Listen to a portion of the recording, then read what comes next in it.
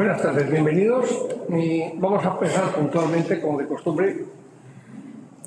Si recuerdan, el 24 de noviembre tuvimos la primera conferencia de curso con el título Inverso a este, ¿qué es la Unión Europea? Comenzaré por retomar algunas de las ideas, pero como hay muchas fechas, he pensado que era mejor que ustedes pudieran tener el texto y así se evitan tomar notas, porque les vamos a mandar el texto íntegro de la conferencia. Hoy es que no es, y nos conviene que no sea, la Unión Europea. Espero poderlo demostrar al final.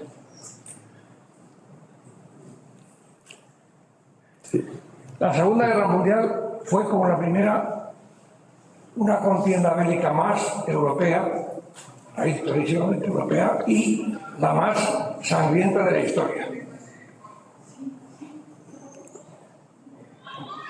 Ya había aviones de combate que bombardeaban, hubo muchísimos millones de muertos y en Europa cundió la sensación de que había que evitar que esto volviera a pasar. Por eso se tomaron varias medidas. Una fue la creación de la Unión Europea Occidental, que ha fallecido hace unos años y que nunca tuvo mucho vigor, pero la más importante decisión fue la creación de las comunidades europeas. Y esto empezó por algo tan poco apasionante como el carbón y el acero, porque es que en aquella época la guerra se hacía con carbón y con acero. Y se pusieron en marcha unas instituciones muy singulares que se caracterizan porque la decisión corresponde a los Estados miembros, faltaría más, y a instituciones comunes, como por ejemplo la Comisión Europea. Y aquí viene parte del problema que veremos después. En el año 49 se había creado la OTAN, que es un organismo de defensa colectiva autorizado por la Carta de la ONU, mientras que yo no estoy nada seguro de que lo que dice hoy el Tratado de Lisboa en el artículo 47.2 esté amparado por ese mismo artículo.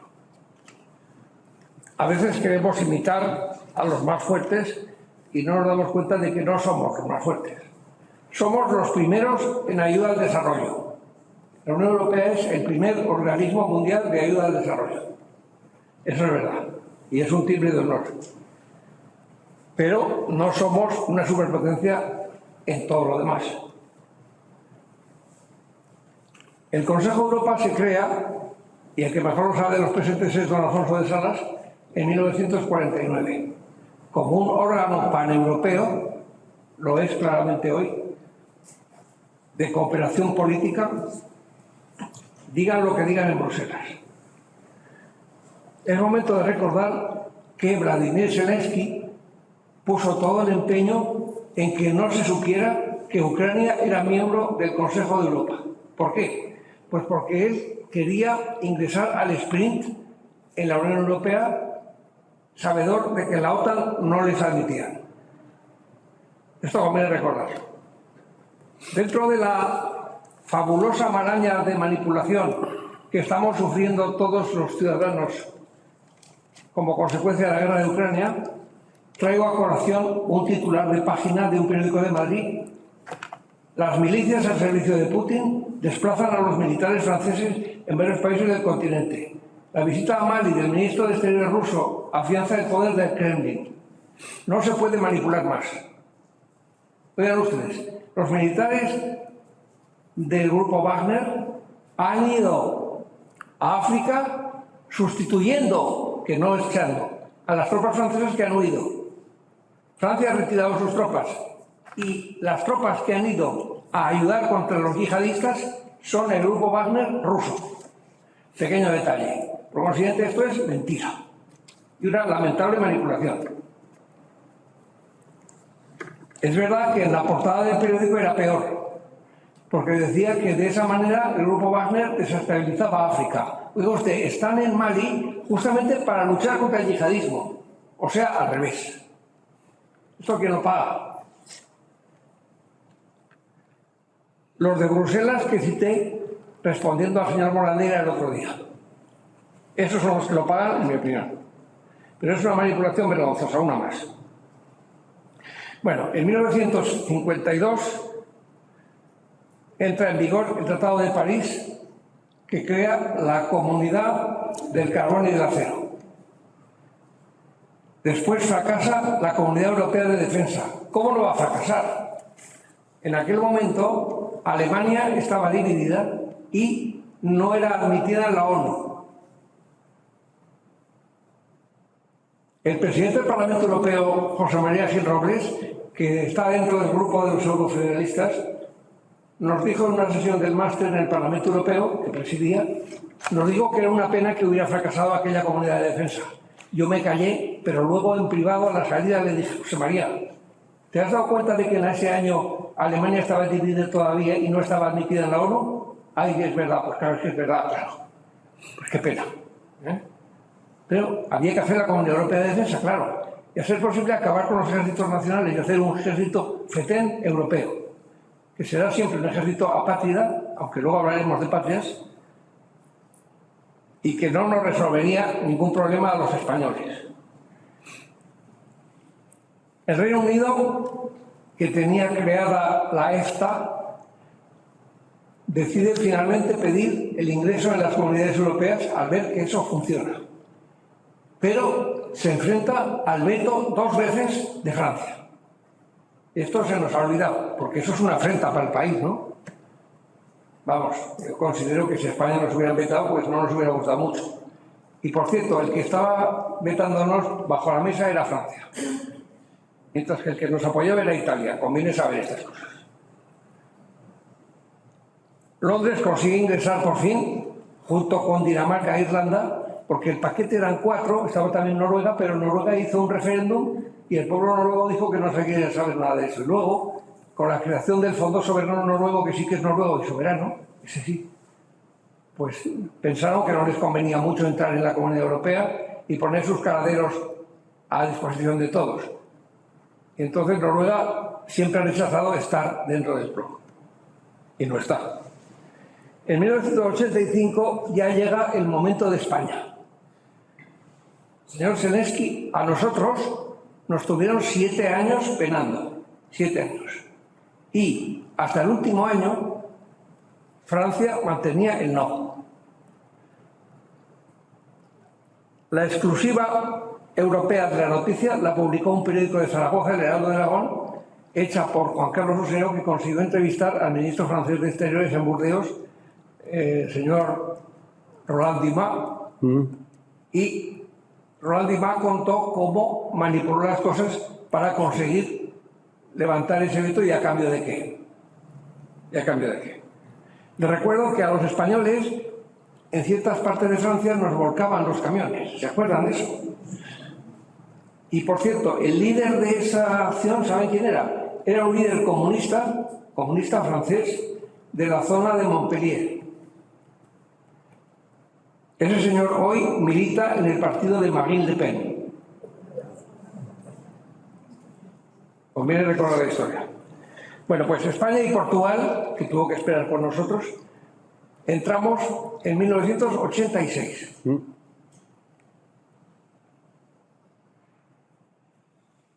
Y rápidamente, en una comunidad de 12, España y Portugal contribuyen a que eso sea un periodo de éxito, el mejor que ha vivido este proceso, con diferencia. Además, tuvimos la suerte de que el gobierno español fue dirigido primero por Felipe González y después por José María Aznar. Ambos dieron la talla, demostraron la categoría de este país cuando quiere, pero desde 2004 España no está dando la talla, y lo demuestra el siguiente dato. De los 35 directores generales que tiene la Comisión Europea, España tiene en este momento uno. Mientras que hay países que tienen 5 y 6. O sea que no estamos donde estábamos, evidentemente. Estar en la Unión Europea no quiere decir si van a dar muchas sonrisas y muchos saludos y estar encantados de encontrarse otra vez. Eso no es estar en la Unión Europea.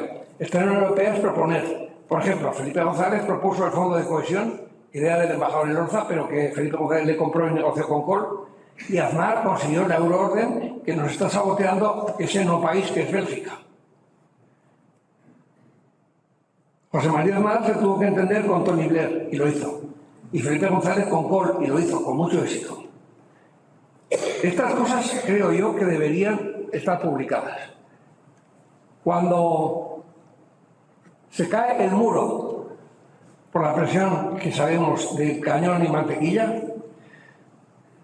pues el presidente francés Mitterrand hace una maniobra odiosa. Se fue a Moscú a pedir a las autoridades de Moscú que impidieran la reunificación de Alemania. Ojo. Felipe González hizo lo contrario. Fue a ver a Kohl a decirle que contase con el apoyo de España absoluto para la reunificación de Alemania. Esto pasó en el lago de Constanza, a bordo de una barca. Le recuerdo que Helmut Kohl pesaba 140 kilos. Y cuando Felipe le dice eso, se emociona tanto que echa a llorar y se mueve. Y estoy a punto de zozobrar. Me ha contado uno de los 6 que allí estaban, lo pasaron francamente mal. Alemania no olvidará esto nunca. Y luego se corrigió. Dijo, bueno, yo soy partidario de una Alemania europea y no de una Europa alemana. Pero no sé qué harán mis sucesores, dijo, premonitariamente.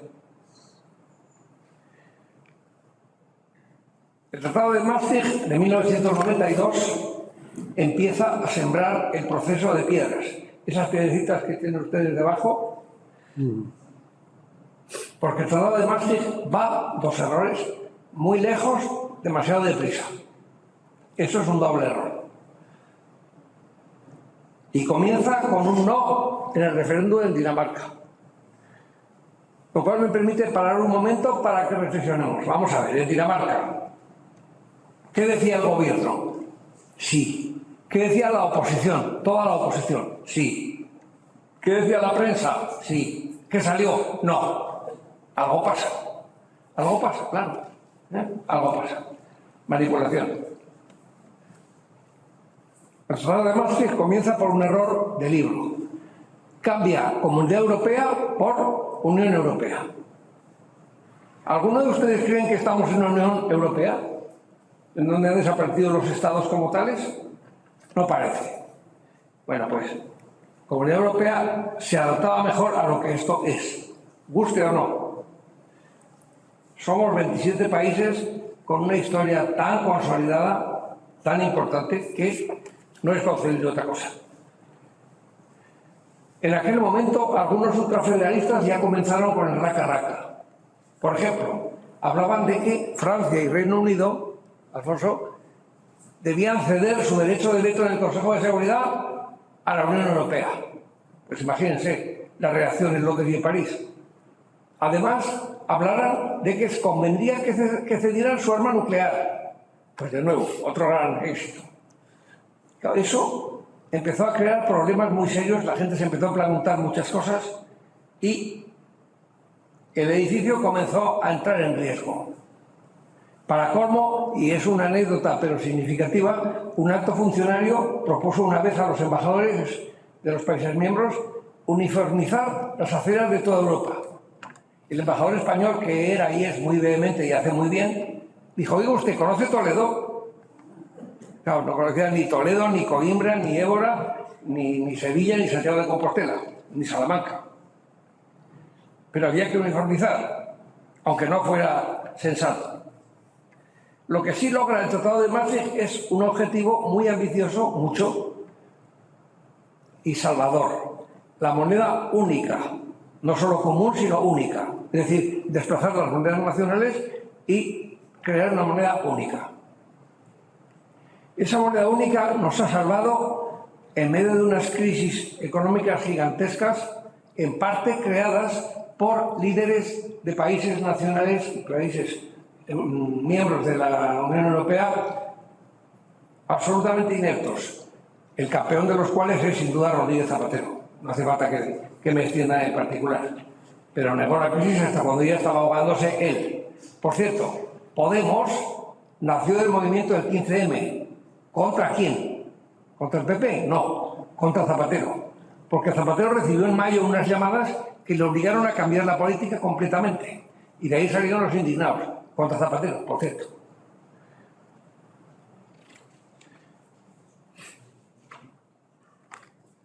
Llega el momento, pues, en el que se van pasando años y años y llegan las ideas que han estado a punto de tumbar este magnífico invento y que ahora vuelven a quererlo hacer.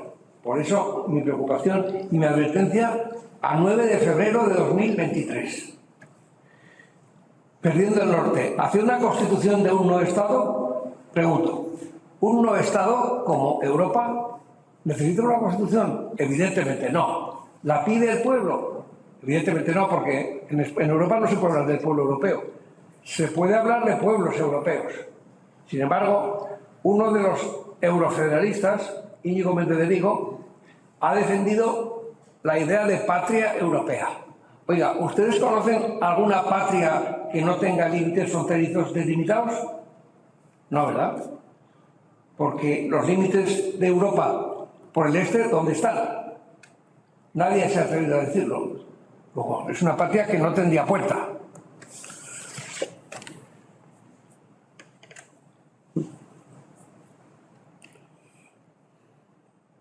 La Constitución Europea ha sido el error que ha estado a punto de hacer hundir el invento.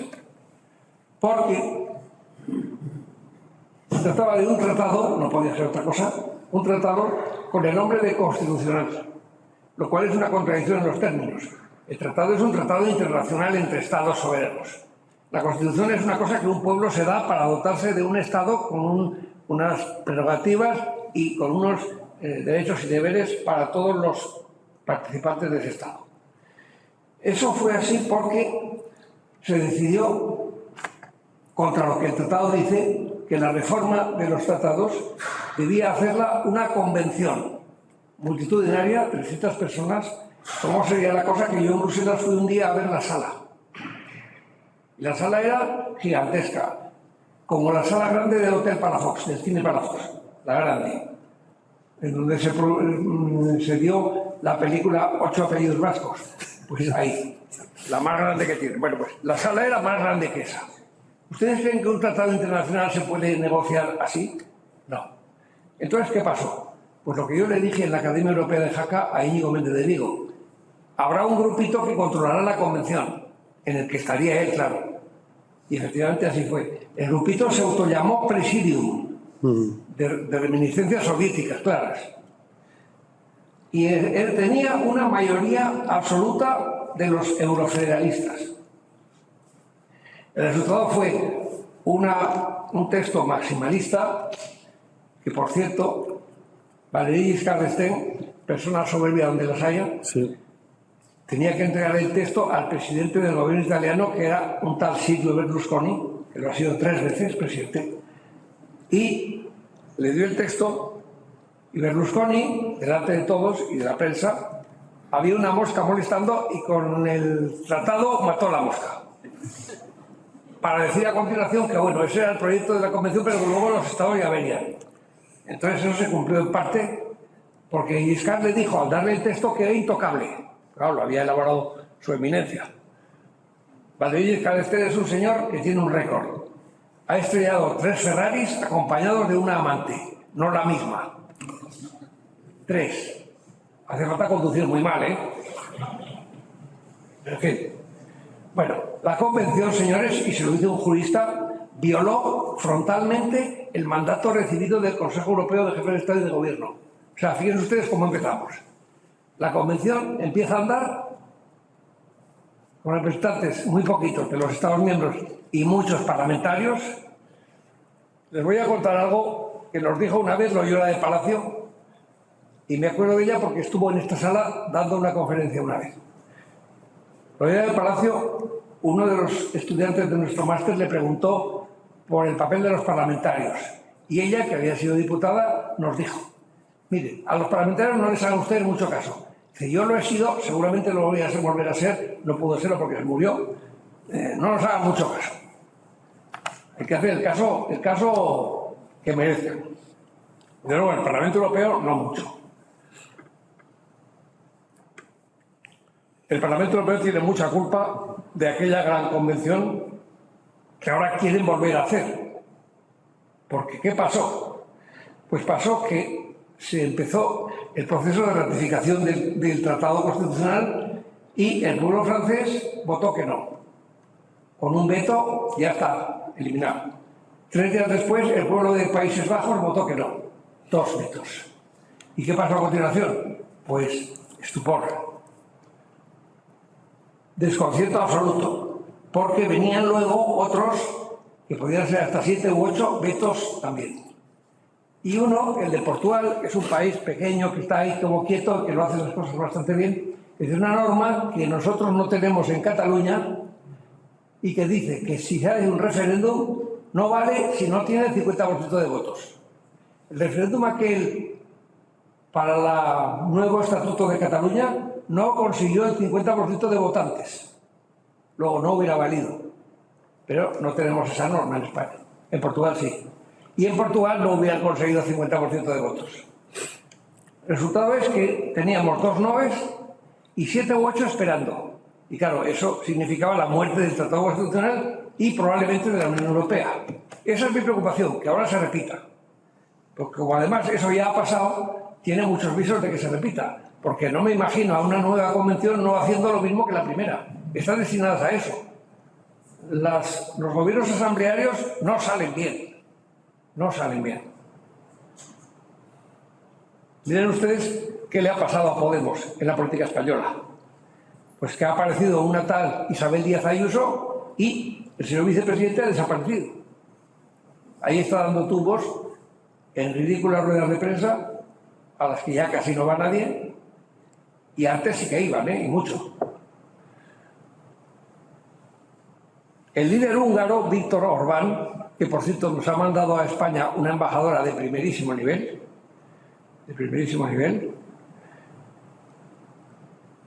es el demonio para los ultrafederalistas, porque el líder húngaro recuerda cuando Hungría estaba debajo de la bota soviética, y claro, es muy celoso de la soberanía nacional húngara. Además, es un líder muy escorado en política, pero en las cosas de comer sabe muy bien cuál es el interés de Hungría. Por eso le votan de esa manera. Nadie ha hablado de que haya pucherazos en Budapest. Nadie. Ni tampoco en Francia. Y les recuerdo que Marine Le Pen ha llegado a tener cerca del 30% de los votos, que es muchísimo, que es muchísimo. Bueno, pues Viktor Orbán ha hablado de una ONG del mal. No ha dicho cuál, se lo voy a decir yo. La ONG del mal del que habla Viktor Orbán es la de los eurofederalistas, que han tensado tanto la cuerda que en los pasillos de Bruselas no contaminados, o sea, los que están en oficinas de los Estados miembros, se les llama eurofederastas, no se escandalicen. Lo que está hecho con muy mala intención, adrede, y porque hay un hartazgo contra ellos muy fuerte, muy fuerte. Miren ustedes, las embajadas de los 27 en Bruselas tienen un señor, por lo menos uno, para hacer lobby ante los parlamentarios nacionales. ¿Qué dice usted? Sí, sí. Sí, porque no es frecuente que los parlamentarios nacionales sean conscientes del interés nacional. Y entonces, la embajada tiene que tener un lobista para hacer presión ante sus propios parlamentarios nacionales para que voten en determinado sentido. No es un buen ejemplo porque no lo es, por lo siguiente no lo voy a decir, lo que ha pasado con los eurodiputados socialistas españoles en el caso de Marruecos recientemente, pero ya ven ustedes que en principio hay que dar órdenes porque si no cada cual vota lo que quiere y se puede dar el caso de que voten en contra del interés nacional, lo cual es el colmo. Pero bueno, ya saben, lo de de Palacio no nos haga mucho caso los eurodiputados. Vamos a otra cosa, porque luego desarrollaremos más en qué consiste esa ONG y cuál es su poder real. Miren ustedes, el poder tiene que ser muy fuerte cuando tantos años después de lo de Maastricht estamos volviendo a hablar de que amenazan con otra convención. ¿Qué les parece lo siguiente?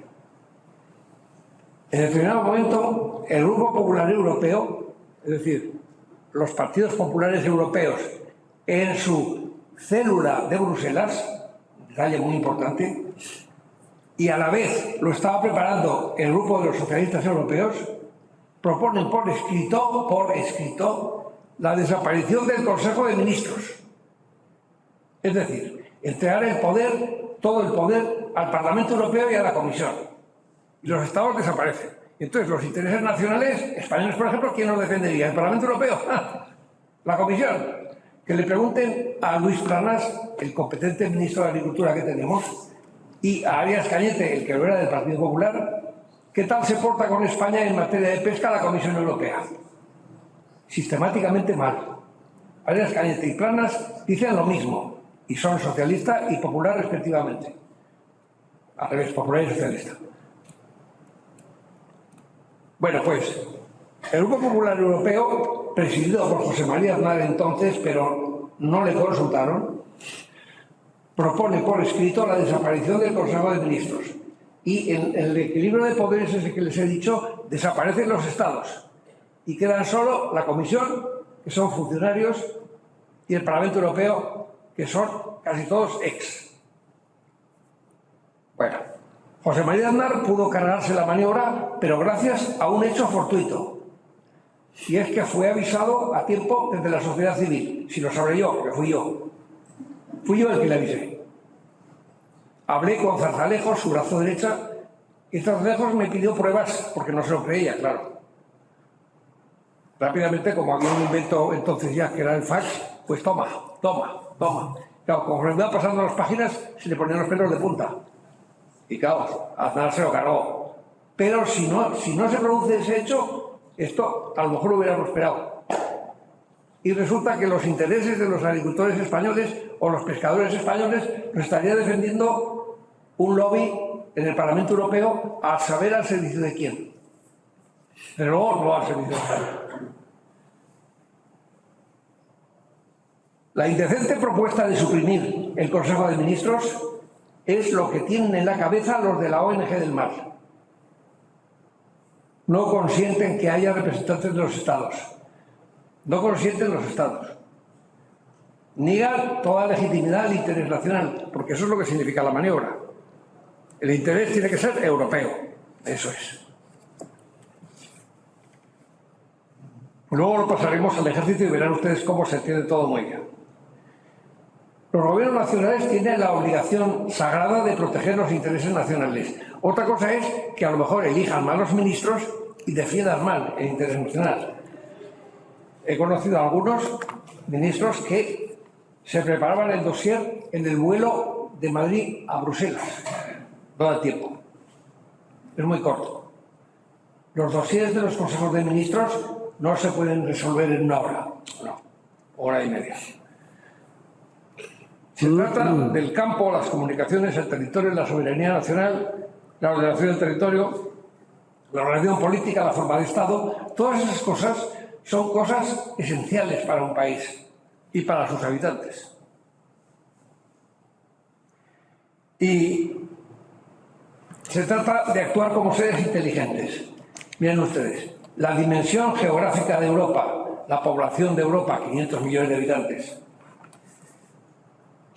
la historia de Europa, el continente con más guerras en la historia, pequeño detalle, no deja encorsetarse, no se deja encorsetar. Y será difícil que el punto de vista de un finlandés coincida con el de un portugués. ¿Y qué hace entonces el español? ¿Con quién se alinea? En principio no tendría por qué alinearse con nadie, pero tengo para mí que se alineará más fácil con el portugués, porque lo que diga Lisboa se parecerá más a lo que piensen en Algarve, en Alentejo o en Oporto. Y además, porque el portugués, como el español, han sido considerados cerdos por los del norte y los del centro de Europa. Idea que salió de un expresidente belga llamado Verhofstadt, como ya vimos el otro día, pero que descabezó Francisco Umbral con una crítica demoledora, diciendo que, puestos a hablar de cerdos, los que tienen el rosado del cerdo, la piel del cerdo y el cuerpo porcino son ellos. Son ellos, no nosotros. Es que es así. El título del artículo era muy bueno, que somos unos cerdos. 12 de febrero del 97, periódico El Mundo. El racismo rubio vuelve a imponerse, siquiera mediante la coartada de la moneda, y nos llaman PIS, cerdos, obviamente. Bueno, entonces el español tenderá a pensar como el portugués, y viceversa. Porque claro, lo de PIS es una gracieta aprovechando el nombre en inglés de nuestros países. Y que da eso, pero claro, da eso ordenado mal, porque Portugal luego vendía la S de España y ya no es pronunciable. Pss. No funciona. Tras el rotundo fracaso de la maniobra ultrafederalista que hemos visto con el Tratado Constitucional que se hundió, y esto les duele mucho que se lo recuerdes, les sabe muy mal, se ponen frenéticos. Hubo que paralizar el proceso y estuvimos a punto de hundirnos. Y hubiera sido una verdadera lástima. Pero eso pasa cuando se toman malas decisiones. ¿A quién se le ocurre crear una convención para hacer un tratado cuando además el tratado dice que no, que tiene que ser una conferencia intergubernamental de los Estados miembros? Lo cual nos garantiza que no se equivoquen, pero por lo menos tenemos algunas garantías. Angela Merkel, lo siento, pero aquí el que mejor me comprenderá es don Rafael Lombard, del que elogié el otro día sus dotes lingüísticas, y yo lo puedo añadir al ruso, al alemán, como otro de los idiomas que domina. Angela Merkel no se llamaba ya Angela Merkel, porque se había divorciado, y como en Alemania la mujer toma el apellido del marido, cosa que en España no pasa, pero allí sí, era Angela Sauer, y el que sepa alemán, además de don Rafael, sabrá que Sauer es algo muy desagradable, por eso ella ocultó ese apellido. Pequeño detalle, ¿Por qué lo oculta? Pues por algo será. Angela Merkel hizo una cosa muy fea, que es hablar con desprecio de los malos alumnos del sur. Oiga, poco de vergüenza. En aquel momento Francia y Alemania sí estaban incumpliendo el pacto de estabilidad. No los PIS, Francia y Alemania. Y le tocó al español Pedro Solbes, excelente comisario de Economía de Bruselas, procesar a Francia y a Alemania, pedir el procesamiento. Recuerdo que el día que teníamos la cita con el comisario Solbes en nuestro máster en Bruselas, estaba justamente con este asunto, con llevar al Tribunal de Justicia una decisión del Consejo que exoneraba de culpa indebidamente a Francia y a Alemania. Por cierto, con el voto a favor de que se les exonerase de Portugal, que era un país señalado por ellos como incumplidor. Y Solbes no nos pudo atender y nos atendió su jefe de gabinete, que era un tal Luis Planas, el hoy ministro de Agricultura, y nos contó las presiones del embajador alemán. Y les voy a decir algo que les va a sorprender muchísimo, sobre todo sabiendo, como saben algunos, que esto está siendo grabado. Yo preferiría que no, pero es la norma que se me ha puesto. Luis Planas nos contó que había perdido varios kilos por las presiones del embajador alemán, el cual le dijo en su despacho lo siguiente: pásmate, no pretenda usted aplicar la ley a Alemania, textual, con esos socios, ¿dónde quieren que vayamos? No pretende usted aplicar la ley a Alemania, o sea, el tratado. Es lo que pasa cuando uno tiene poder y se lo cree, que cree que su palabra es la única que cuenta. A mí esto no me sorprende cuando lo oí, no me sorprendió porque ya había tenido una experiencia bochornosa al respecto. Estaba Aragón implicado, muy implicado en la Asamblea de Regiones de Europa, y en la Asamblea de Regiones de Europa nos creímos que el futuro Comité de Regiones podía tener un papel para las regiones que no iba a llegar. Y hubo una reunión en Bruselas presidida por un alemán de Baden-Württemberg, que hoy está en la cárcel porque se ha llevado la caja de la Asamblea de Regiones de Europa, otro detalle, y este señor presidía y escuchó lo siguiente. Dice, bueno, vamos a ver, él dijo, bueno, ahora vamos a hablar del artículo 5. Artículo 5 en el proyecto que presentaba Alemania decía Europa Federal. Primera intervención, Andalucía, no. Segunda intervención, Aragón, no. Tercera, cuarta, quinta, sexta, 13 intervenciones, todas que no. Al terminar el último, dice Wolfgang Mayer, entonces aprobado, ¿no? ¿Qué les parece? Eso, que son así, oiga, que son así, que son así. Naturalmente que le necesitamos. Es muy importante la colaboración de Alemania, pero si Kohl no se fiaba de los alemanes, ¿por qué me voy a fiar yo? Dijo que él quería una Alemania europea y no una Europa alemana. Y nos dijo que no aseguraba que sus sucesores fueran a pensar lo mismo. Pues claro, dicho por Kohl, yo me lo creo.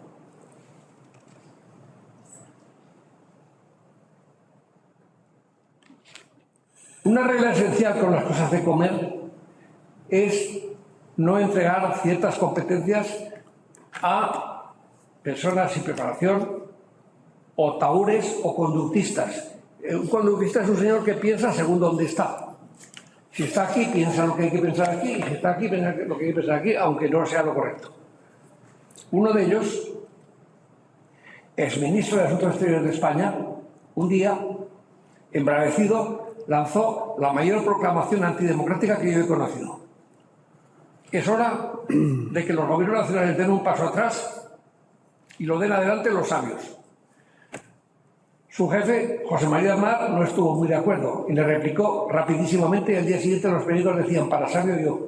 Claro, eran las elecciones. Y tú no. Tú estás de ministro porque yo te he nombrado.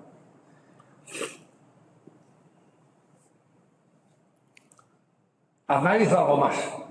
En ese viaje, vamos todos los años, en ese viaje a Bruselas, el comisario de entonces, por designación de Aznar, era Marcelino Oreja, que es de quien hablo, y al entrar en la sala de reuniones de Bruselas, me dice, ¿dónde comes hoy?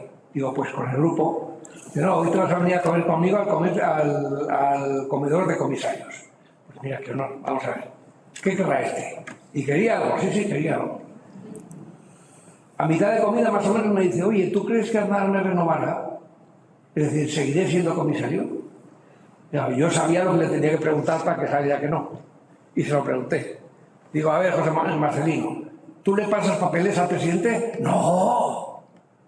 No, claro, porque el tratado dice que no, pero ¿qué hacen todos los comisarios? Pasar papeles. Porque todos han sido ministros, exministros o presidentes del gobierno. Todos pasan papeles al gobierno, pues faltaría más. Todos. Menos Marcelino Oreja, claro.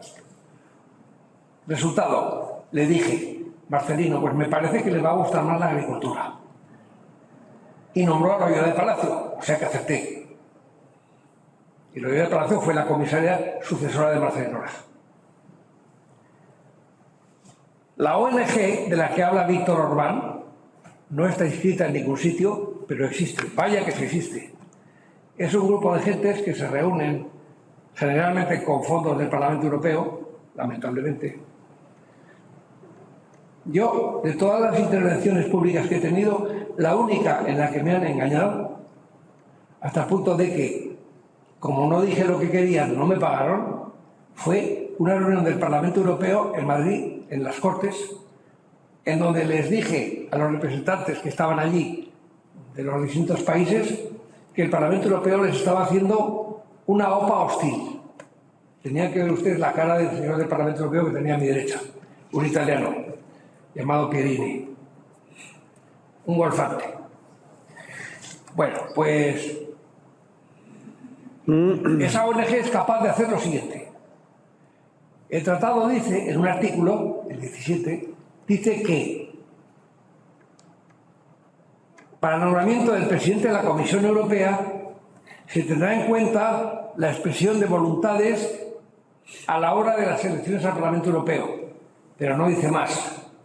Ellos, en la elección de Jean-Claude Juncker, que es una vergüenza que ese señor haya sido presidente de la Comisión Europea, un señor que le dijo a IKEA, por ejemplo, mira, lo que ganas en España en tus empresas lo vas a tributar en Luxemburgo. Yo te cobraré el 1%. Y ya está. Ese señor ha sido presidente del Parlamento Europeo por culpa de esta medida.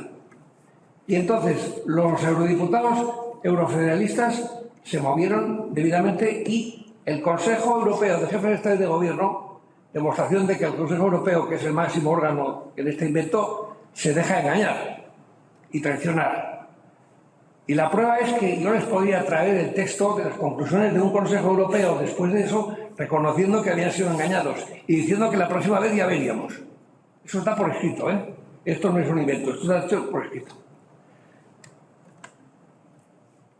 Que el Consejo Europeo reconozca y patente eso a mí me parece deslumbrante por lo malo. Pero esta gente se mueve muy bien y tiene contratos muy poderosos. A mí se me podrá recordar que en cierta ocasión el Real Instituto que presido condecoró a Íñigo Méndez de Vigo. Pero claro, no dirán por qué fue eso.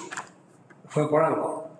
Una personalidad por encima de toda sospecha, como Abel Matutes, me dijo que si hacíamos eso, contribuiríamos a moderarlo. Cosa que se ha demostrado que no. Y yo lo que hice fue llevar el acto al Parlamento Europeo. Recuerdo además que pedimos a Nicole Fontaine, la presidenta entonces, que presidiera el acto.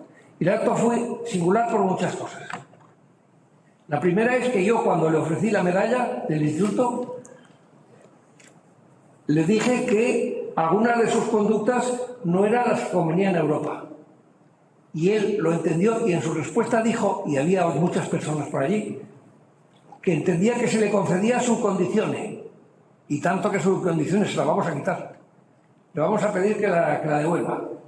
Y le vamos a añadir que incluso se puede quedar la medalla, como es de plata, pues que se la quede. Pero por lo de las 30 monedas, más o menos. Méndez de Vigo, en el determinado momento, era secretario de Estado para la Unión Europea, grave desatino que se debe al error de su amigo y protector García Margallo, y había escrito que los Estados miembros de la Unión Europea tenían que desaparecer, imagínense ustedes, España, Alemania, Polonia, Italia, Francia, Reino Unido, y convertirse en comunidades autónomas de la Unión Europea. A pesar de lo cual, Mariano Rajoy no solo no lo cesó, sino que lo hizo ministro.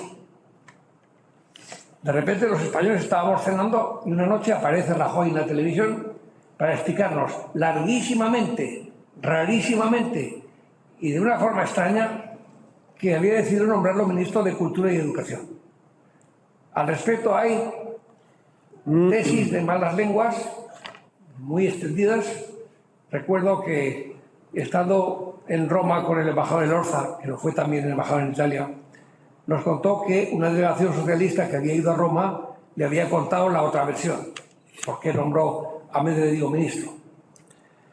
Yo no me voy a hacer eco de esa versión, pero sí digo que la explicación fue rara, larguísima, innecesaria. Quien propone que el Estado desaparezca de ahí y que se convierta en una comunidad autónoma es un felón. Y a felonía política se le puede equiparar una frase que me dijo paseando por Jaca en una academia europea, muy grave en un señor del Partido Popular. El presidente Aznar, Maximiliano, se comerá la Constitución Europea con patatas. O sea, reconoce que, por ejemplo, al presidente de un partido político importante como el Partido Popular y presidente del Gobierno de España no le gusta la Constitución, pero se la traga porque la hemos puesto nosotros, los que mandamos. Textual, todo eso son palabras textuales, tengo buena memoria y eso no se olvida, claro. Al final, la Constitución no se la comió con patatas porque el pueblo francés, que es muy inteligente, decidió que no jugaba a eso. Y unos días después, el pueblo holandés, lo mismo. Por lo cual, Francia y Países Bajos hicieron un gran servicio a Europa. Porque si no, ya no existiría, Si no, ya no existiría. Y ahora corremos el riesgo de repetir aquello. ¿Cómo es posible? ¿Cómo es posible?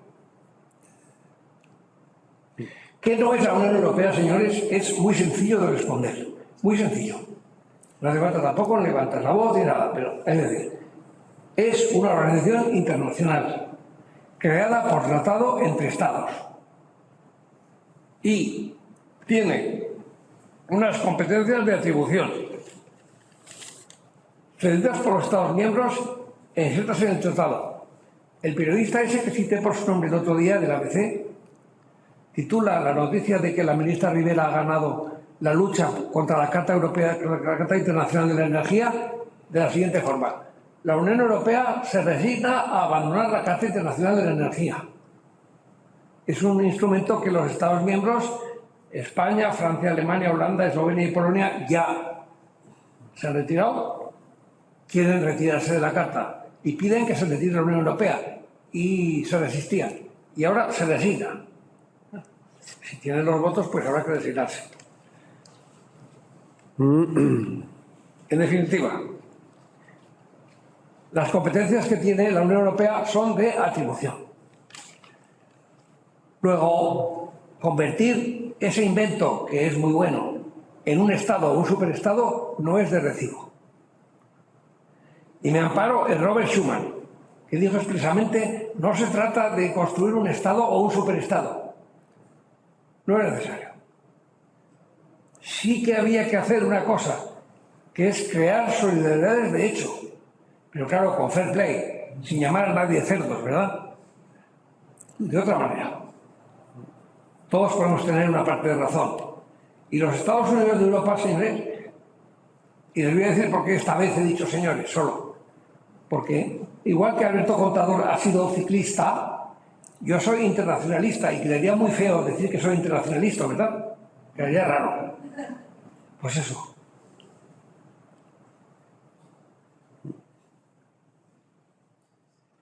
La ideología quiere que hablemos de niños, niñas y niñes, claro.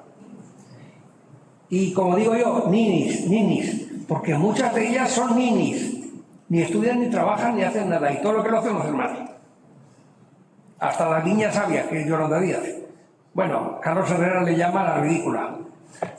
Y acierta, ¿eh? Carlos Herrera, donde pone el ojo, pone la bala. Luego me acordaré de ella como debo en defensa del mundo de la empresa. Recordando que mi cuñado, mi querido Antonio, cuando tuvo su primer infarto, le fui a ver a la UCI y miren ustedes, en Zaragoza había 18 personas ingresadas en la UCI y miren, 17 eran empresarios. ¿Sabe usted? Luego no debe ser tan grato, ¿verdad?, el ejercicio de empresario. De 18 a 17. No está mal. Llevamos 50 minutos. Bien. Sí, vamos a dejar tiempo, por supuesto, para las preguntas, pero voy a terminando. Verán, en este invento, parte del éxito depende de que se respeten las reglas. Por ejemplo, se combina una cosa. Miren ustedes, cuando haya un tema vital para un país, se tiene que respetar su punto de vista. ¿Y eso cómo se hace? Exigiendo votos por unanimidad en algunos temas muy poquitos. Tema de seguridad, de defensa de Fuerzas Armadas, de ordenación del territorio, forma del Estado, pues naturalmente hay que respetar lo que el país dice. Pero en este momento en España, con el sí o el sí, los trenes que no caben por los túneles, uno empieza a plantearse si a lo mejor eso no tiene relación con esto. Los presupuestos de Illa y Aragonés consolidan el gasto nacionalista. TV3, 17% de aumento del presupuesto. El proceso independentista, 31,8 millones. La asociación que espía a los niños en los patios para ver si hablan catalán, 500.000 euros de forma directa. Las embajadas catalanas, 31,8 millones. Y eso lo firma el Partido Socialista Catalán, señor Salvador Illa. Y Pedro Sánchez, naturalmente, que lo consiente. La lengua catalana, 59 millones para su fomento. A lo mejor con el túnel no hablamos de esto, porque esto es una cosa gravísima para España, porque quiere decir que las estructuras de Estado que quieren los líderes separatistas las estamos pagando con votos del Partido Socialista de Cataluña. Que se sepa, que no nos olvidemos. Que es el responsable del odioso pacto del Tinell, que es justamente lo contrario de la transición. El maniobrar para que no gobiernen nunca los otros. Entonces, cuestiones esenciales por unanimidad. Son poquísimas y cada vez menos, porque además cada tratado nuevo le damos más competencias al Parlamento Europeo, que es la vía equivocada, porque ya está bien con el resto de funciones, la Comisión proponga y el Consejo decida, pues está bien. Vamos al Ejército Europeo. Hay mucha gente que ingenuamente cree que es una buena idea.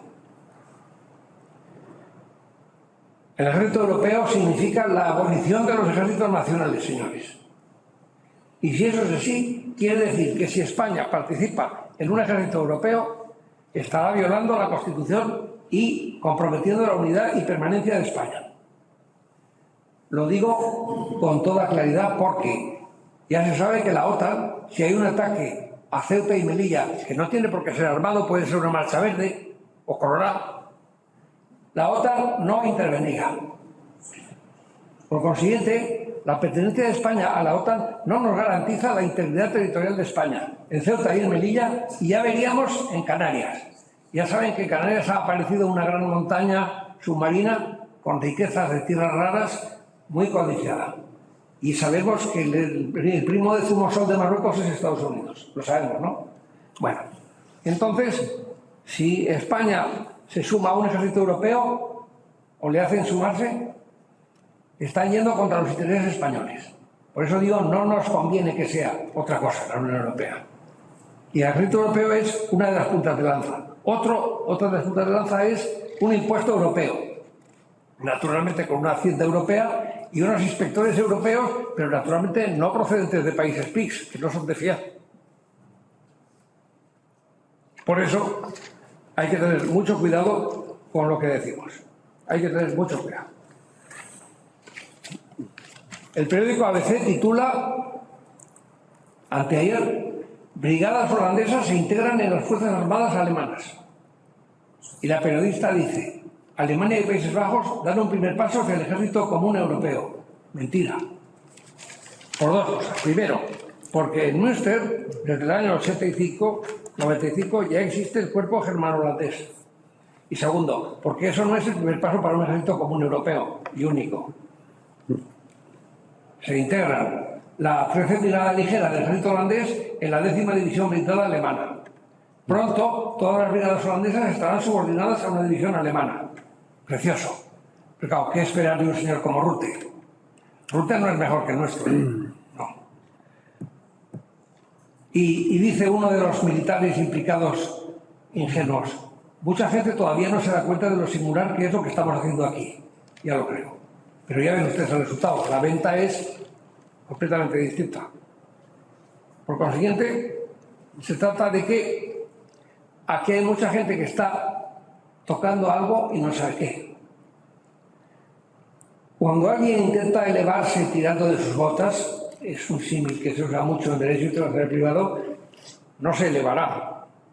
De la misma forma que si engarzas en oro la sal del pájaro nunca volará, como nos explicó Rabindranath Tagore. Las comunidades europeas no han nacido para convertirse en un Estado, han nacido para ser el germen de la reacción de Europa ante su decadencia. Una Europa condenada, como decía el profesor Leandro Rubio, a tener los mejores catadores de vinos y últimamente hasta de agua, ya lo saben, ¿no? Hay catadores de agua, pues eso. Sí, está muy bien, queda muy bonito, queda muy cool. Yo lo que les digo es que cada embestida de los eurofederalistas, llamados eurofederalistas en los pasillos nacionales de Bruselas, cada embestida de ellos crea un problema a Europa. Disminuye el fervor europeísta de la gente.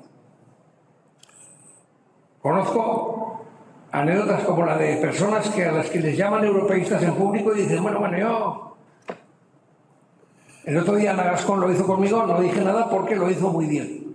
Lo explicó magníficamente bien. Yo precisamente porque soy europeísta creo que hay que defender esto.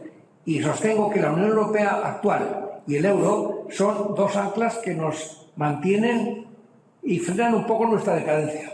Decadencia poblacional, de envejecimiento, de deseos de vencer, de deseos de prosperar, de deseos de gobernar el mundo con ideas, no de otra manera.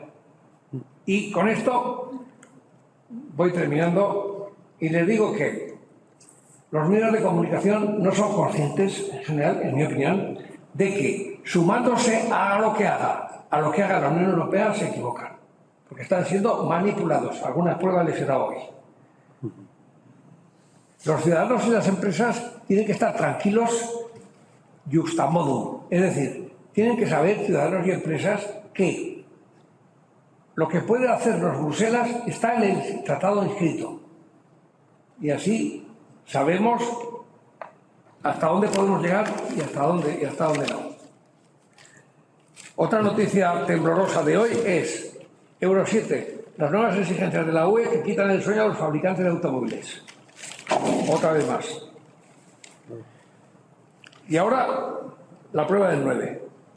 La prueba del 9 es cuando les demostraremos que la Comisión Europea ahora ataca al coche eléctrico. Tiemblan después de haber reído, o al revés, reían después de haber temblado. Miren, Euro 7, la nueva norma, que este año se cerrará, es la primera que introduce una regulación sobre las partículas de freno de los vehículos, que deben ser un 27% menores en comparación con la Euro 6. Algo que afectará al parque de vehículos eléctricos, hasta ahora considerados inmaculados. Ya no. Sépanlo los que compren coches eléctricos. Pueden tener problemas. Estaba cantado. Señor Manso, lo vimos el otro día. Estaba cantado. Reacción de esto a esto de Volkswagen. Tomar como referencia las emisiones de un tubo de escape conduciendo a fondo en primera con un tráiler de caballos en un puerto de los Alpes no ayudará a mejorar la calidad del aire. Esta es la reacción de Volkswagen. La propuesta de la Comisión es imposible de complementar, porque el intervalo entre aprobar la ley y la puesta y que esta entre en vigor es demasiado corto para fabricantes y homologadores.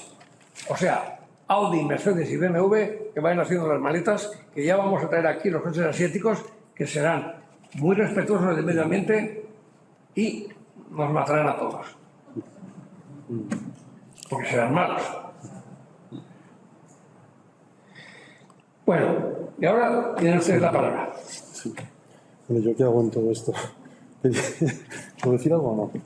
Tú puedes decir lo que te da la siempre. Pues muchísimas gracias al profesor Bernat, que es el fundador.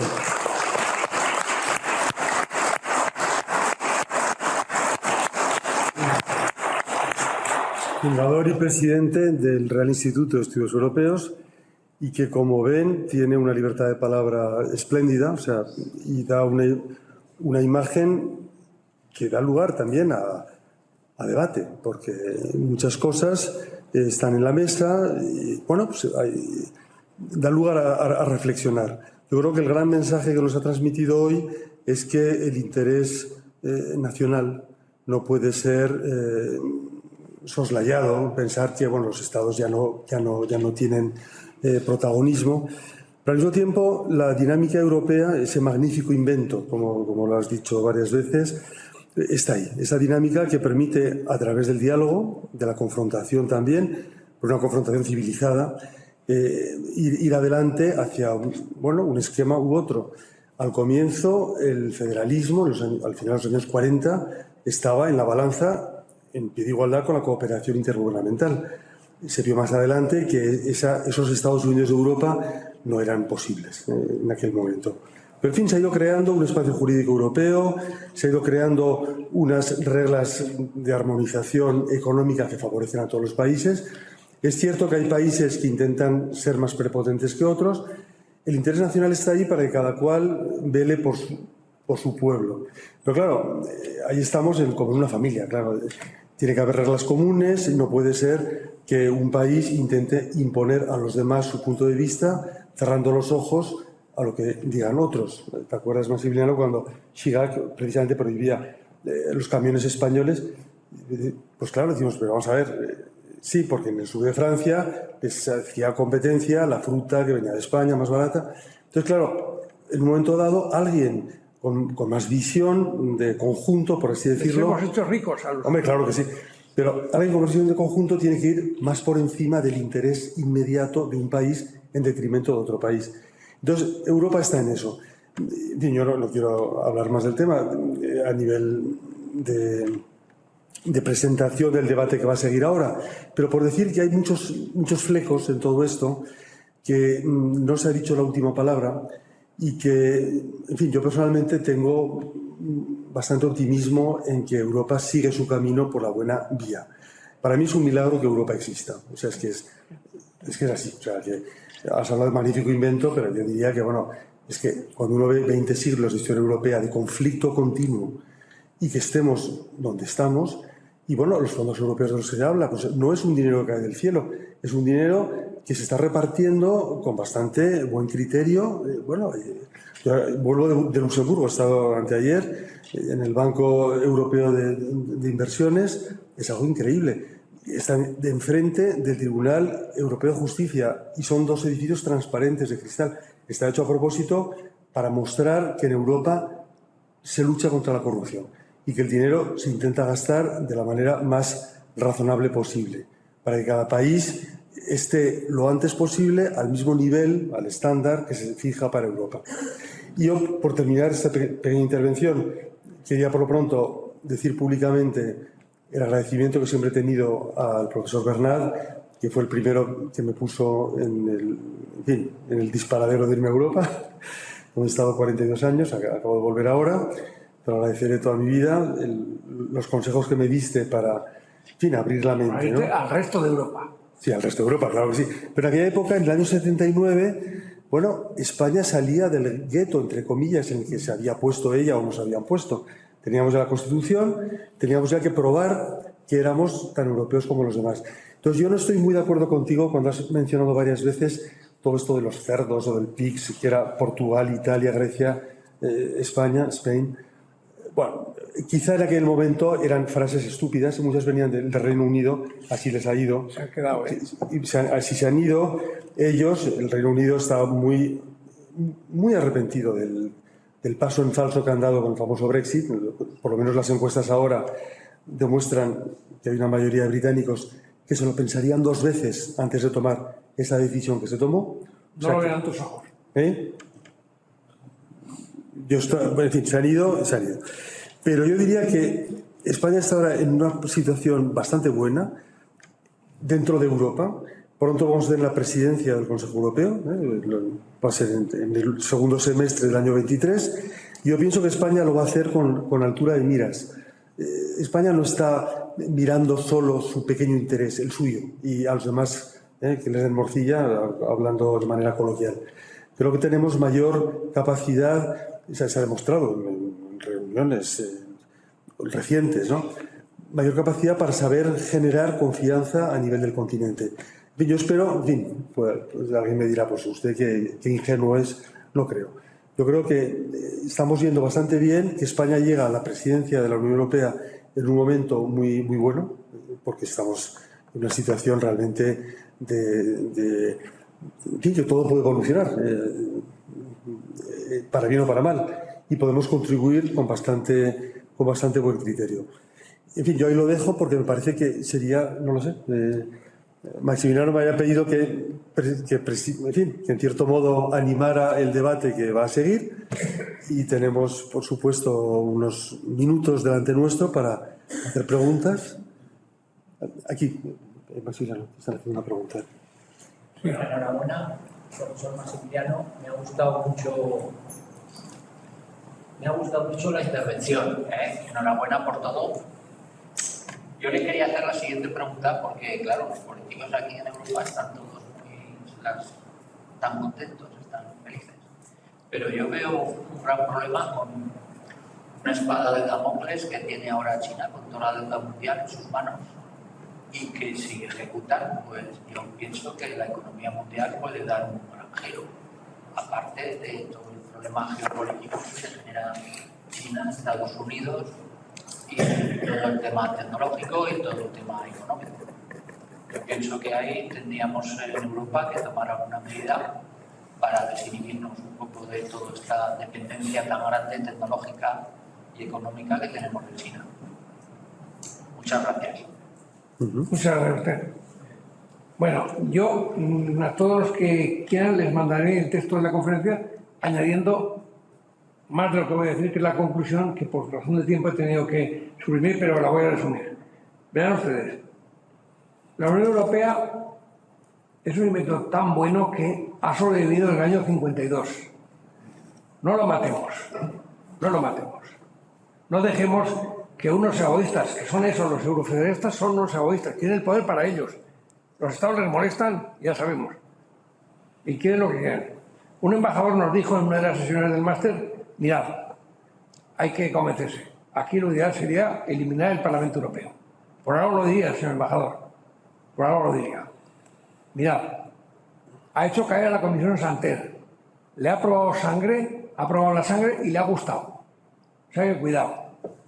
Y ahora yo continúo, no es el embajador, continúo yo. El Parlamento Europeo ha llegado a la indignidad de exigir al presidente de la Comisión Europea, un buen presidente como Durão Barroso, aceptar la petición de la cabeza de un comisario, que está prohibida por el tratado. El tratado dice que la responsabilidad de la Comisión es colectiva, colegiada. Pues el Parlamento Europeo ha torcido el tratado y la mano del presidente Durão Barroso y le ha hecho firmar un acuerdo por el cual reconoce que si le pide el Parlamento la cabeza de un comisario, pues la da. Y, por cierto, eso puede perjudicar la función del señor Borrell, porque un día puede pedir la cabeza de Borrell si no hace lo que el Parlamento Europeo quiere. Por ejemplo, con Marruecos, por ejemplo, con Rusia. Puede pasar. Esa carta la firmó Durão Barroso y no obliga a Metsola, pero está firmada por el presidente de la Comisión, lamentablemente. Lo que digo es que si queremos existir demasiado, moriremos. Y como decía Noel Trarasó, y este sí que acierta, el pueblo humano, si se le trata bien, puede durar toda la vida. ¿O no? Pues eso. Hagamos lo necesario. Pero no enredemos con Ceuta y Melilla, por favor. Ni con Gibraltar. Lo que no ha hecho este gobierno y el anterior con Gibraltar no tiene nombre. Porque el Brexit nos daba la ocasión para conseguir lo de Gibraltar. Pero no se ha querido hacer. No se ha querido hacer. Y no sea por falta de ideas, que se han dado. Se han dado ideas. Muchas gracias por su atención. Si hubiera alguna pregunta más. Una pregunta sobre China. China. Sí, pero concretamente, yo ya me he manifestado en eso. Tendríamos que reaccionar. ¿Cómo hemos podido caer en una dependencia tan grande de un país que no tiene reglas claras en cuanto a la relación internacional, que no respeta la propiedad intelectual, que nos ha dicho que Taiwán volverá a China pacíficamente o de otra forma? Es decir, eso anuncia una guerra nuclear entre Estados Unidos y China, de aquí a poco tiempo. Y yo creo que habrá otra con Irán, porque Irán bombardeará nuclearmente a Israel. Estoy convencido. Y naturalmente la respuesta israelí. Y esa respuesta podría ser hasta preventiva, o sea que me temo que vienen guerras nucleares, más de una. Sí. Me temo. En consecuencia, lo de China, hombre, la guerra nuclear con China nos quedará a nosotros lejos, pero nos tocará. Sí. Justo. Es una pena. Sí, justo lo de eso. Británicos, 65% arrepentidos. Sí, pues a ver, eso lo quiero ver yo por escrito. Sí, así es. Eso es manipulación. Bueno. A ver. Muchas gracias, profesor, por su conferencia. Y una pregunta cortita y sencilla. ¿Ve usted a Ucrania y a Turquía con posibilidades de entrar en la Unión Europea? Gracias. Vamos a ver. La pregunta también del día. Vamos a ver. La señora von der Leyen, creyendo ser presidenta del gobierno europeo, que no es, ya ha dicho que van a entrar. Eso lo ha dicho ella. La palabra tienen los Estados miembros. Pero, si nosotros esperamos 7 años, Ucrania debería estar por lo menos 14. Porque todo su sistema interno estaba antes de la guerra muy mal, muy mal. Y cuando Ucrania entró en el Consejo de Europa, querido Alfonso, yo estaba, creo que tú también, y el líder ucraniano de entonces nos dijo lo siguiente, dice, ustedes están equivocados, ustedes creen que Ucrania entra en el Consejo de Europa, no, es al revés, el Consejo de Europa entra en Ucrania, no está mal. O sea que sí pueden entrar, pero dentro de mucho tiempo. Y, en opinión del prestigioso diplomático aragonés Miguel Ángel Navarro, es más fácil el ingreso de Turquía que el de Ucrania en la Unión Europea si hablamos de homologación de normas y de conductas. Esto es anterior a la guerra, anterior a la guerra. De forma que es de temer lo peor y el error. Esa es una decisión de unanimidad. Si los países tienen representantes capaces de levantar la mano, que significa veto, lo harán. Si no, pues no lo harán. Y si no lo hacen, pues ya saben ustedes. ¿Ustedes por qué creen que perecen los pueblos? ¿Por débiles o por viles? Todos dirán por viles. No. Los pueblos perecen por débiles. La historia lo demuestra. Y España, querido Alfonso, en mi opinión, de residente en España de hace muchos años que tú, pues, afortunadamente y desgraciadamente no, España ha descuidado la vertiente internacional después de la época del ministro Borrell. No hemos dado una a derechas. La operación de Marruecos es un desastre histórico. No hemos ganado nada en Ceuta y Melilla, nada en absoluto. Y esto lo puedo decir después de habérselo escuchado a un embajador español en ejercicio, cuyo nombre no diré, evidentemente, y conocedor del tema. Entonces, ¿a cambio de que el señor Sánchez ha hecho ese giro? No se sabe. Pues como no se sabe, hay que esperar. Sí, no, yo a lo que me refería es que presidir la Unión Europea es otra cosa que tener un problema interno como podamos tenerlo con unas platas de soberanía. Es decir, que es otra cosa. Es decir, estamos ahí en lo mismo. O sea, está el interés de un país hacia problemas suyos y está el hecho de presidir 500 millones de personas, ¿no? Y un conjunto de países que saben rotatoriamente. Sí, claro, claro. Pero eso que nos toca ahora hacerlo a nosotros y entonces la pregunta es, ¿lo haremos bien, lo haremos mal?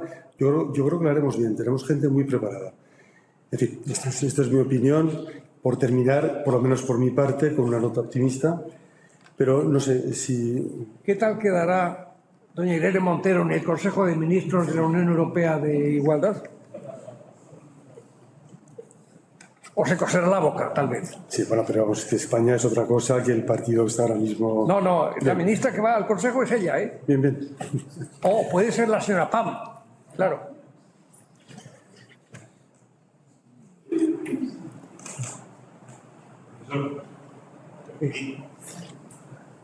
Profesor, ¿piensa usted que ha comentado lo de la posible agresión de Irán a Israel? Sí, eso está descontado. Es más, se acaba de descubrir que han vuelto a hacer la trampa de la energía nuclear no pacífica. ¿Y no piensa usted que los israelitas, antes de que eso ocurra, les darán a los iraníes? Ya lo han hecho. Pero claro, la próxima vez será más. Los israelíes son un pueblo admirable. Si no fuera así, ya no existirían. Saben que no pueden perder absolutamente ni un minuto. Oiga, se lo hicieron a Saddam Hussein, ¿eh? Cuidado, cuidado. Israel un respeto. Israel un respeto. Y hay otros que van por las relaciones internacionales pues como pollos sin cabeza. O sea, consentir que China nos diga lo que nos dice, que China se haga la ofendidita porque le han disparado al globo. Por favor, por favor. No, es que el globo llevaba caramelos para los niños. Para los niños pobres, cuidado, que somos comunistas. Y aquí enlazo con los empresarios. Es ineludible hablar de los empresarios cuando se habla de la Unión Europea. ¿Por qué? Porque la Unión Europea nació, lo siento, pero no lo siento, por temas económicos. Poner en común las capacidades muy notables que tiene Europa para crear riqueza. Entonces, te quiero decir que amigos míos británicos me dicen que están pensando salirse del Consejo de Europa. Sí, sí. También. Pues muy bien. O sea que de repetido me parece que no, ¿eh? Pues pero quizás se arrepentirán también de salir del Consejo de Europa. Es que estamos en un mundo... Más fácil, eso es más fácil. Hombre, pues no lo sé, porque el Tribunal Europeo de Derechos Humanos es una creación británica, precisamente. Ya, pero bueno, pues eran otros. No, pero quiero decir que es que, hablando de manipulación, o sea, la manipulación que ha habido en el Reino Unido de la opinión pública es algo escandaloso. Sí, sí, está pero es que absolutamente escandaloso. Con lo cual, es lógico que al cabo de unos años, cuando ven, como lo están viendo, que su nivel de vida está cayendo de manera estrepitosa, digan, pero ¿qué hemos hecho? Pero claro, los que metieron a ese país en ese bollo se ponen de perfil. Todas esas personas ahí que explicaban que con lo que daban a Bruselas se podía construir un hospital en cada ciudad, cada semana. El gasto de Europa correspondía a un hospital. Claro, el Reino Unido, el sistema de salud es bastante malo. Pero eso es manipular a la gente, eso es pura demagogia. O sea, en fin, pero que no es una cuestión para discutir hasta horas interminables. Pero vamos, se puede compulsar las opiniones de unos y de otros Y vamos, concretamente mis compañeros británicos, que conozco, están muchos de ellos bastante alarmados de lo que puede pasar con ese aislamiento progresivo. Y como dice el profesor Bernat, pues puede ir a más. Muy bien, pero en un mundo globalizado, pues quedarse en una isla tiene su parte de peligro, pienso yo. En fin, no sé. Volviendo a lo de Irán, la Agencia Internacional de la Energía ha descubierto que los iraníes han vuelto a engañar a las potencias firmantes del acuerdo con Irán: Alemania, Francia, Reino Unido y Estados Unidos. Un acuerdo que jamás debimos hacer, jamás. Los iraníes mienten, miren, tienen gas, tienen petróleo. ¿Para qué quieren la energía nuclear pacífica? Tienen todo el gas del mundo y todo el petróleo del mundo. Es mentira, la quieren para acabar con Israel, lo han dicho. Han dicho que Israel sobra. Y claro, Israel y sus protectores, que los tiene, no lo van a consentir. Pero yo me temo que el estallido de la guerra esa será difícilmente controlable. Así como el de la guerra de Taiwán.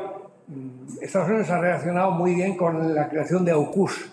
Ya saben, Australia, Reino Unido, Estados Unidos, es una operación muy buena, envolvente, y lo de las bases en Filipinas también es muy interesante. Pero ahí va a haber guerra. Pero si China lo ha dicho, dice, Taiwán volverá a China por las buenas o por las malas, literalmente.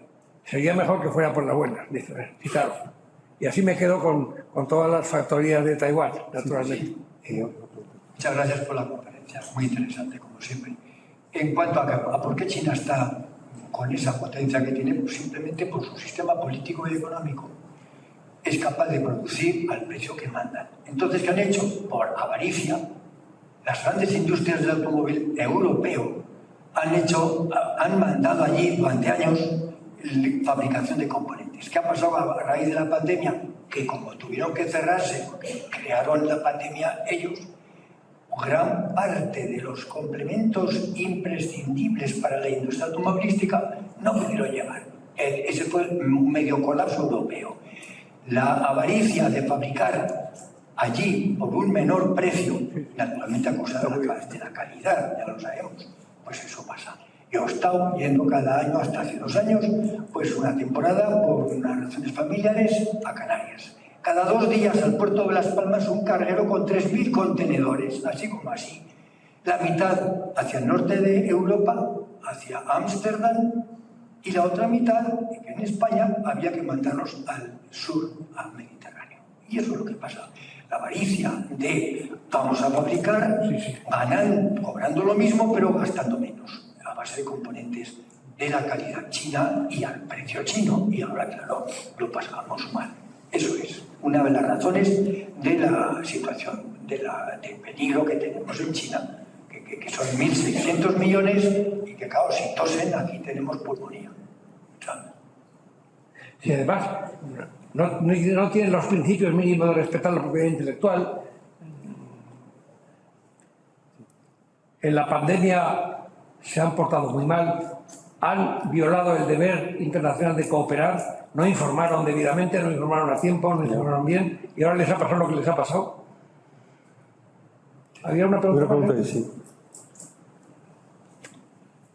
Muchísimas gracias, profesor Bernat, por la conferencia y la de las otras anteriores. Yo realmente lo que estoy muy preocupado es por el futuro de Europa. Y el futuro de Europa, resulta que las instituciones europeas, para hablar del futuro de Europa, crean un bodrio que se llama la Convención sobre el Futuro de Europa, que ni la tienen en cuenta ni la pueden tener bajo ningún concepto, porque estamos hablando de un proceso de consulta a personas que no tienen ni idea realmente de qué va esto. O sea, ¿qué es lo que va a salir de ahí? O sea, realmente sí que sabemos los resultados y sabemos las propuestas. También sabemos que esto fue algo que se montó diciendo que no se iba a hacer caso después a lo que fuera, pero vamos, lo que es preocupante es que desde Europa se monte una convención para definir el futuro de Europa, sabiendo que lo que se diga ahí no se va a poder tener en cuenta. ¿Cuál es su opinión al respecto? Bueno, pues muy alarmado porque, como ya les dije en otra conferencia, la presidenta de la comisión se ha cambiado de bando y ha apoyado la convención. Creo que llega el momento de convocar otra convención. ¡Hala! Para que nos pase otra vez. Ya, en el momento en que eso pasa ya tenemos motivos para la alarma, ¿no? Si nuestro guardián se pasa al enemigo, pues... Vale. Comparto la preocupación. Si es que yo veo que esto puede terminar mal. Oigan, estamos en una caja de las 5 más importantes de España. ¿Qué le pasaría a España, entre otros, si desaparece el euro? No quiero ni pensarlo. Les recuerdo que Pedro Solbes, que de economía sabe, tuvo que devaluar 4 veces la peseta. 4 veces. Imagínense. Y todo por una ambición de poder de unos señores concretos con nombre y apellidos. Goulash, García Margallo, Íñigo Méndez de Vigo, Gil Robles, todos estos señores. A ver. Sí, en mi opinión, la Unión Europea, ante las crisis, ha sabido reaccionar en positivo. A través del problema del Brexit, se ha reaccionado de una forma que se creía que se iba a desintegrar, pero no, se está uniendo. Dos preguntas. En el caso de Hungría y Polonia, se han detectado allí unos procesos populistas que trataban precisamente de ir contra los principios de la Unión Europea. Se les ha dado un toque muy especial diciéndole que os quitamos los fondos, mirad a ver qué hacéis, y venís al redil o porque por la vía que vais hacia la exclusión. Han reaccionado, o sea, se la han envainado y han dicho sí. Y luego está el tema de la aprobación de incrementar el gasto militar, porque Europa ha visto claramente, en el caso de Ucrania, que o tiene un ejército o depender de papá a Estados Unidos, que eso a la larga no es beneficioso. Entonces quería su reflexión sobre el tema, como me ha parecido una alabanza a la postura húngara. Hungría en este momento está muy cuestionada. Y luego el tema del ejército, que parece que la tendencia es a incrementar el gasto precisamente por la necesidad de hacer frente a retos futuros. Pero se puede incrementar el gasto sin tener un ejército único. Claro. Que nos impediría aplicar el artículo 8. Cataluña se declara independiente y el ejército no hace nada. O sea, ¿el gobierno no puede hacer nada? Pues no podría hacer nada. Estoy en contra.